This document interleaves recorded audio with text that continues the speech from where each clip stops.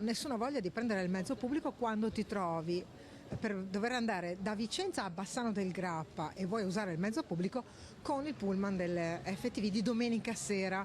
Sporcizia all'inverosimile, biglietteria chiusa e oltre al danno alla beffa un ticket che sul mezzo si paga con la sovratassa. Una situazione nota a chi prende sia pur saltuariamente uno dei pullman della FTV, oggi SVT. Ieri pomeriggio, testimone del disagio, è stata l'assessore regionale Elena Donazzanna che stamattina ha preso carta e penna e inviato una lettera aperta al presidente della provincia di Vicenza.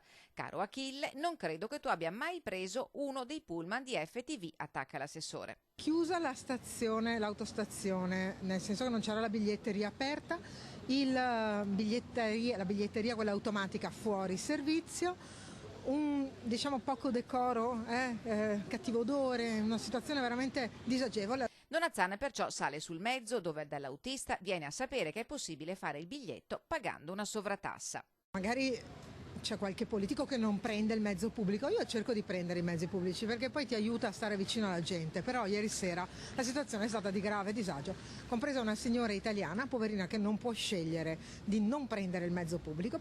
Il degrado è anche questo e degrado chiama degrado, caro presidente della provincia di Vicenza, continua la Donazzanna, che informa Variati di voler verificare che la situazione alla stazione dei pullman di Vicenza venga risolta. E se dobbiamo veramente tenere Bassano e Vicenza unite nella stessa provincia, visto che a Bassano hanno tolto tutti i servizi e siamo obbligati ad andare per qualsiasi cosa, dalla motorizzazione al tribunale ovviamente che è un nervo scoperto, e come ci andiamo? Tutti con l'auto magari blu della provincia?